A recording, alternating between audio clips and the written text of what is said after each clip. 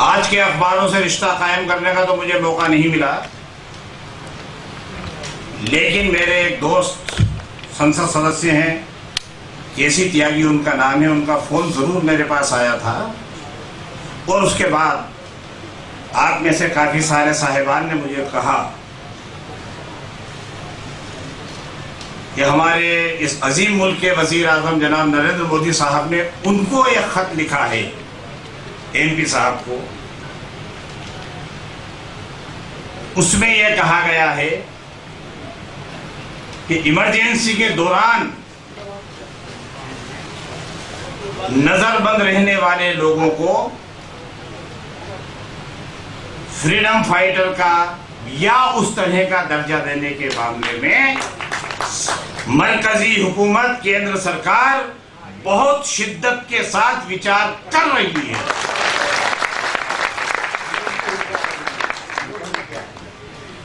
और इससे पहले इस महीने की शुरुआत में हमारे सदर मोहतरम जनाब कैलाश सोनी साहब इस तरह का एक रिप्रेजेंटेशन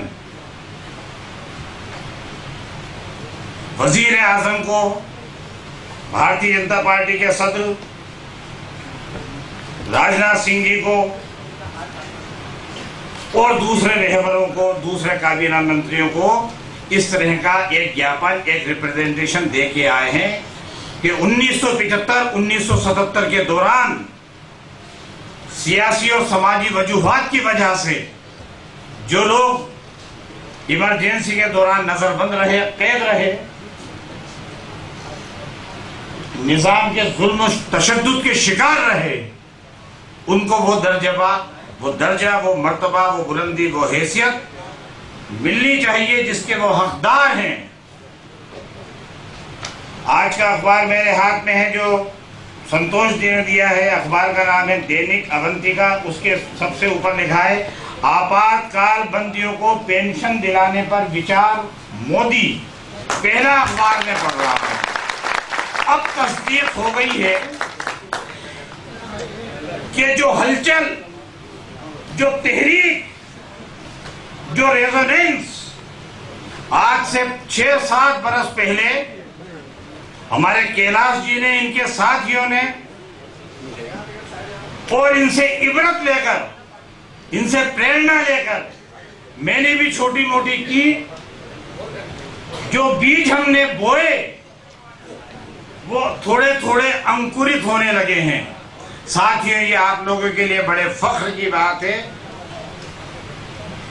इसका मैं मोदी जी को, मरकजी हुकूमत को, आप तमाम लोगों की तरफ से शुक्रिया अदा करता हूं। पिछले बरस 1 सितंबर को नरेंद्र मोदी साहब का जब ऐलान हो चुका था कि 2014 के लोकसभा चुनाव में वो भारतीय जनता पार्टी और एनडीए की तरफ से वजीर आजम होंगे इस मुल्क के, उसके बाद 1 सितंबर को हिंदुस्तान भर से 100 दरमियानी किस्म के लोगों से जो जमीन से जुड़े हुए हैं, खास तौर से तमाम मुसलमान को उन्होंने बुलाया था। उन 100 लोगों में से एक आपका खादिम फरीदुल्लाह भी वहां मौजूद था। वहां भी मैंने इसी तरह की ये बात रखी थी। उन्होंने उस वक्त तो कहा कुछ भी नहीं, लेकिन उनकी बॉडी लैंग्वेज से मुझे पता लग रहा था कि वो इस सिलसिले में जरूर कुछ ना कुछ सोच रहे हैं। संतोष जी, जिन्होंने अभी आपके सामने हिसाब किताब पेश किया, इनसे मेरी बात होती रहती है। एक मर्तबा नरेंद्र मोदी के साथ उनके पीए, मध्य प्रदेश के मुख्यमंत्री शिवराज सिंह जी और संतोष जी एक हेलीकॉप्टर में एक जगह से दूसरी जगह जा रहे थे। बातचीत का सिलसिला शुरू होते होते कुछ इस तरफ मुड़ गया कि इमरजेंसी की तरफ आ गया। संतोष जी ने अपनी पूरी कहानी बयान कर दी इमरजेंसी से लेके तब तक।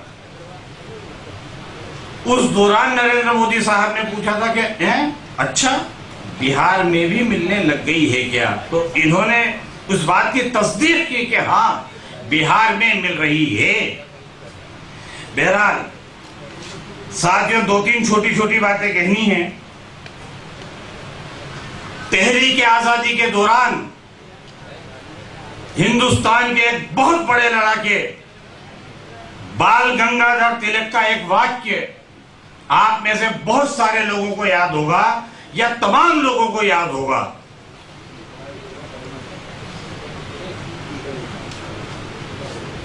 उन्होंने कहा था कि स्वतंत्रता मेरा जन्म सिद्ध अधिकार है और उसे मैं लेकर रहूंगा।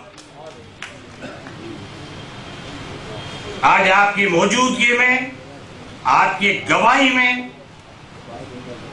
मैं ये अज़्म लेता हूं, खुद से वादा कर रहा हूं, गवाह आप हैं, वादा खुद से कर रहा हूं कि इमरजेंसी के दौरान जो लोग नजरबंद किए गए थे, जुल्म तशद्दुद के शिकार हो गए थे, जिनके घर और जिनकी जवानी बर्बाद हो गई, वो इस वजीफे और इस मर्तबे के हकदार हैं। और इंशाअल्लाह इसी हुकूमत के दौरान आप सब लोगों के ताउन से, सब लोगों की दवा से, दुआओं से ये मर्तबा हासिल करके रहूंगा और दिलाकर रहूंगा।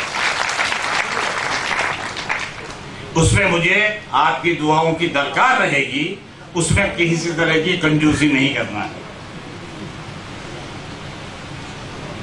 एक बात, 2014 का लोकसभा चुनाव में हमारे मौजूदा वजीर आजम जनाब नरेंद्र मोदी साहब ने पूरे मुल्क में गुजरात मॉडल का जिक्र करके उस दूसरे सूबों को भी और पूरे मुल्क को गुजरात की तरह बनाने का संकल्प लिया, अज़्म लिया, आप लोगों से वादा किया। इसी तरीके से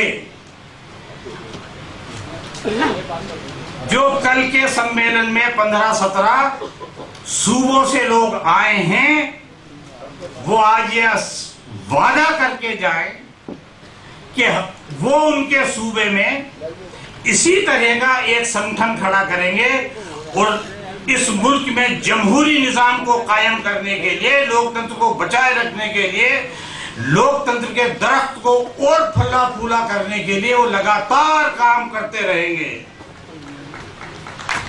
अभी आरिफ बेग साहब ने फरमाया कि ये जो पीढ़ी है 35-40 साल के बाद की, ये तो आपातकाल को भूल ही गई।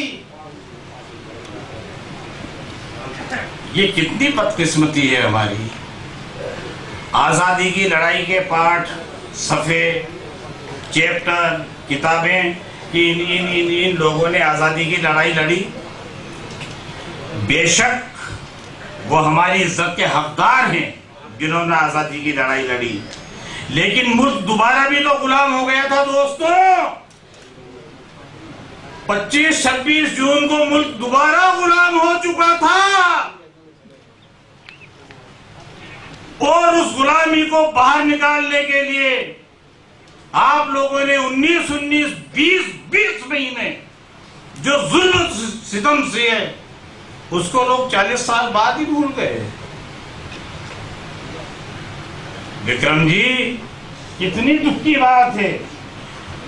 कल हमारे दरमियान 2 साहिबान तशरीफ लाए थे। एक हजरत थे अरविंद मोहन मेनन साहब, दूसरे थे पांडे जी। कल की प्रतिनिधि सभा में उन दोनों ने जो बात कही, मेरा ख्याल है कि वो कल की तकरीब में आत्मा का काम कर रही थी। हम शरीर थे, वो आत्मा थी। उन्होंने कहा कि इमरजेंसी के दौरान जो बातें हुई वो पूरी की पूरी, जैसे छुटपुट छुटपुट छुटपुट छुटपुट तो काफी चल चुकी हैं, लेकिन एक मुजस्समा कहीं नहीं छुप सका, इसलिए वो सब बताई जाए और पूरे हिंदुस्तान में 8वीं, 9वीं और 10वीं, 11वीं, 12वीं की क्लासेस में उन दर्जों में उन पाठों को पढ़ाया जाए। ये बात अगर आएगी तो ये काला दिन, ये इमरजेंसी, वो बदहुकूमत हमेशा हमेशा याद रहेगी। साथियों, और खास तौर से कैलाश जी, आपकी तवज्जो चाहता हूं। इसी बरस के आखिर में 2-4 महीने, 5-4 महीने बाद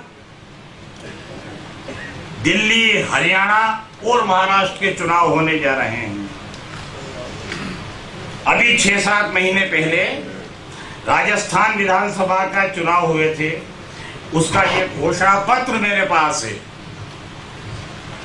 हमारे कुछ साथियों ने, खास तौर से अशोक मलिटी हैं, ईश्वर चंद जी भटनागर हैं, मदन मंदिर हैं और भी काफी सारे लोग हैं, इन लोगों ने बड़ी शिद्दत के साथ एक कोशिश करके इस घोषणा पत्र में एक इबारत लिखवाई छोटी।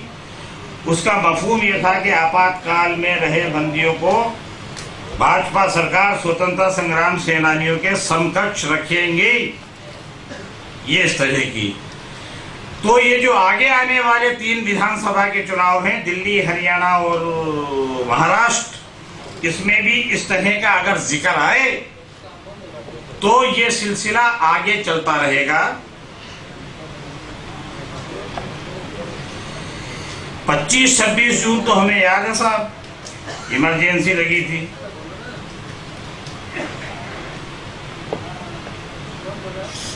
मैंने आरटीआई के जरिए भारत गणराज्य के महामहिम राष्ट्रपति कार्यालय से पूछा कि आपातकाल लगी थी, ये तो हमको याद है, लेकिन आपातकाल हटाया कब, इसकी तहरीर दी जाए, तस्दीक शुदा। उस वक्त कार्यवाहक राष्ट्रपति बीडी जत्ती होते थे, फखरुद्दीन अली अहमद साहब इंतकाल फरमा चुके थे। उनके दस्तखतों से आपातकाल 17 जुलाई को हटाया गया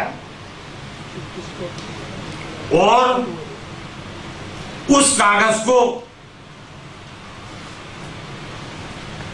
उस वक्त के होम मिनिस्टर चौधरी चरण सिंह ने 27 या 28 मार्च को, कब का 21 मार्च को अपने पास जो डेट है ना, 21 मार्च है। 21 मार्च 1977 को बीडी जत्ती ने दस्तखत किए और 27 या 28 मार्च को चौधरी चरण सिंह को इन्होंने लोकसभा में टेबल किया। बहरहाल, तो ये तो है काला दिवस।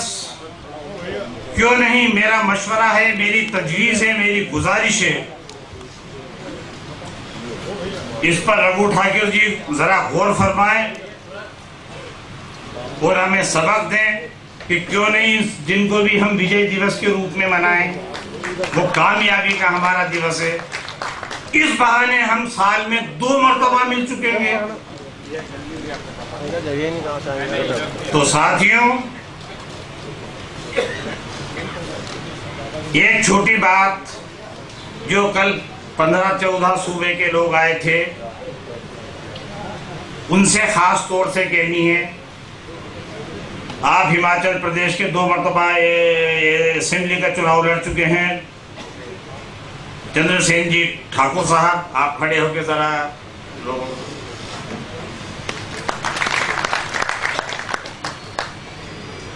हिमाचल प्रदेश में कुछ कुल मिलाकर 33 इमरजेंसी के बंदी रहे, 12-13 अल्लाह को प्यारे हो गए, बाकी 18-20।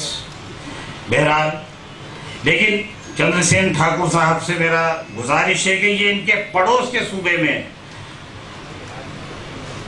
इसी तरह का एक संगठन खड़ा करने की कोशिश करें। अपने सूबे में तो खैर आप करेंगे ही करेंगे। इसी तरह से केरल से जिनकी एक आवाज पर हजारों लाखों किसान खड़े हो जाते हैं। अगर यहाँ कहीं मौजूद हो वर्गीज, प्लीज के वर्गीज, अच्छा वो जो पीछे खड़े हैं, इनकी शक्ल से मत जाना, इनकी एक आवाज पर लाखों किसान इकट्ठे हो जाते हैं, लाखों। पता नहीं क्या जादू है, मैं भी इनसे ट्रेनिंग लूंगा, सीखूंगा। मैं भी किसानों का एक छोटा मोटा कार्य करता रहा हूँ, आंदोलन करता रहा हूँ, लेकिन इतना बड़ा आंदोलन कभी नहीं कर सका जितना बड़ा ये करते रहे किसान संघ। वर्गीज से भी निवेदन करूंगा, साथ में इनके साथ भारत माता मोहन जी प्लीज खड़े हो जाए कहीं हो, और रामारत्नम साहब, आप दोनों तमिलनाडु के हैं और मुख्तलिफ शोबों में काम करते रहे हैं। वर्गीज और भारत माता मोहन जी, रामारत्नम साहब और ये सज्जन, ये मिलके पूरे दक्षिण भारत में इसी तरह का संगठन खड़े करें। ये मेरा आप लोगों से निवेदन है। क्या आप हमें या ये लोगों को वादा करते हैं कि इसी तरह का संगठन खड़ा करेंगे? साथ में मैं आपसे ये वादा करता हूं कि जब कभी आप लोगों को मेरी सेवाओं की जरूरत होगी, मैं आऊंगा। हिंदी समझ गए ना? हाँ। मेरा साथ मेरा बहन आया उधर, बहन भी आया। अब ये बहन आज 39 साल बाद इन लोगों को आप देखो, 40 साल पहले ये अग्नि कन्या होती होंगी, अग्नि कन्या होती होंगी, इनसे इबरत ली होगी, सबक लिया होगा इन लोग पूरे दक्षिण भारत ने। आपका बहुत बहुत आभार, आपका बहुत बहुत धन्यवाद। मैं इन्हीं बातों के साथ अपनी एकजुटता आप लोगों के साथ करता हूं। 12-15 प्रदेशों के लोग तो आ गए, इसके अलावा बिहार, उत्तर प्रदेश, झारखंड के लोगों का मेरे पास फोन भी आया। रांची से आए, रांची से हाँ, सरयू राय वगैरह का फोन भी आया था कि वो वो अपनी 100% एकजुटता हमारे साथ घोषित कर रहे हैं।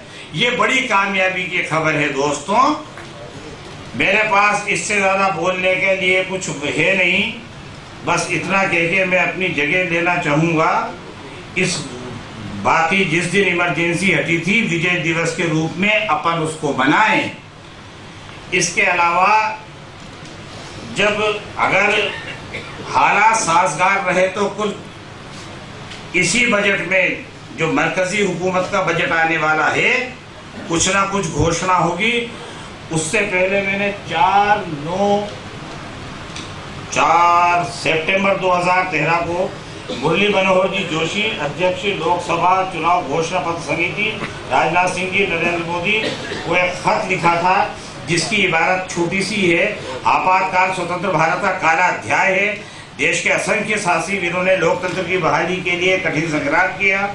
उनके ऐतिहासिक त्याग और बलिदान का ही परिणाम था कि देश में लोकतंत्र की बहाली संभव हो सकी। भाजपा ऐसे असंख्य वीरों को सम्मान के साथ याद करती है। देश के लिए मर मिटने वालों को सम्मान देना भाजपा की गौरवशाली परंपरा रही है और इस परंपरा का सम्मान भाजपा की सरकार करेगी। आगामी लोकसभा चुनाव में एनडीए की सरकार बनने पर लोकतंत्र सेनानियों को केंद्र के स्वतंत्रता सेनानियों की तरह वो समस्त मानदेय, सुविधा और सम्मान देने के लिए भाजपा वचनबद्ध है। ये ज्ञापन मैंने तब दिया था। इन्हीं बातों के साथ मैं अपनी जगह देना चाहूँगा। शुक्रिया।